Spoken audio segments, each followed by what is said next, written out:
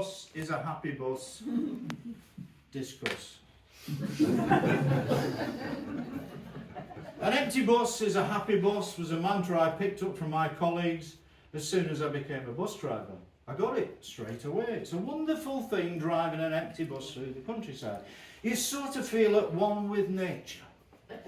Yes, I know, driving a hulking, great, noisy exhaust spewing double-decker around the lanes of West Combe.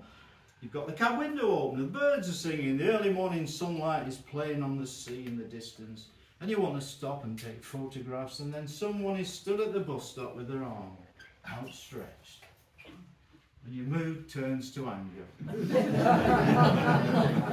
No, it really does.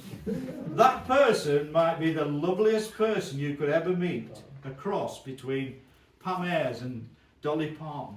But they have immediately put an end to your enjoyment. I know that this is the whole point of the bus's existence, to pick people up and convey them to where they need to be. I know it provides me with a living so that I might live in this wonderful land, but I can't help feeling how I feel. And as a professional bus driver, I will be courteous to them as soon as they set foot on the platform, because now they are my responsibility. And there lies the problem. The magic, the freedom of driving a bus down a country lane on a lovely day in Cornwall is gone. They could sit quietly upstairs, out of view from the CCTV, and be crocheting blankets for children in need. But I still know they're there. I once made a most wonderful trip from Penzance to Truro in a double-decker. Starting at 6:30 on a Saturday morning, the journey of 30 miles took me past the sunrise over St Michael's Mount, down to the picturesque silent harbour of Porthleven, the quaint, quiet Helston Main Street, and then through the beautiful countryside around Stillions. To arrive in Truro, sunshine all the way, I travelled a blissful 2 hours without a single passenger. No offence meant, but surely you understand. Of course, it's one thing being alone on your bus, but it's another to think you were alone on the bus. All drivers will come in and tell you of occasions when they thought they were alone. Usually because the person remaining on board is sat directly behind them and cannot be seen in the interior mirror. In ascending order of maximum embarrassment, they may have been having a cigarette and blowing the smoke out of the cab window. They may be singing a popular song, or even an unpopular one. At the top of their voice, they may have lifted one bottom cheek and let out an uproarious fart, indulging themselves in their own smell and the wonder of the sound, travelling on happily until they hear that dreaded ding.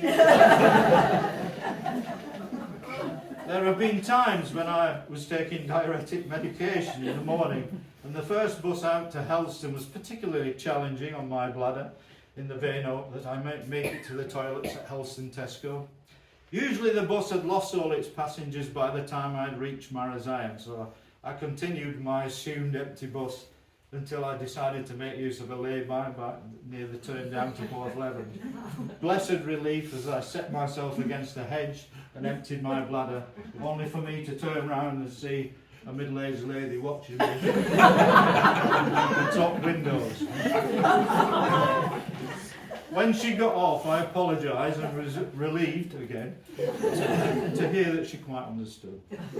Now, on a big double-decker bus, it is easy to lose passengers from the sight lines of your interior mirror, periscope, CCTV, but I was once driving a little 23-seater Mousel bus early one morning and caught a glimpse of a pod of dolphins in the bay. Having time on my side, I pulled the bus into a lay-by on the cliff road and started watching them. A gentleman walking by got into discussion with me as I told him what I had seen.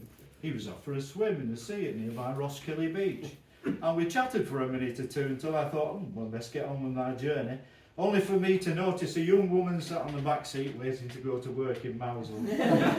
More apologies and thankfully more understanding. I'm very lucky that way, it seems. From the driver's point of view, I know an empty bus is a happy one. And it always makes me smile when I see "sorry, I'm not in service" displayed on the front of a bus, because I know for a fact No bus driver in the world ever has been. But it would make a brilliant epitaph on a headstone for a driver who had left for that great bus garage in the sky.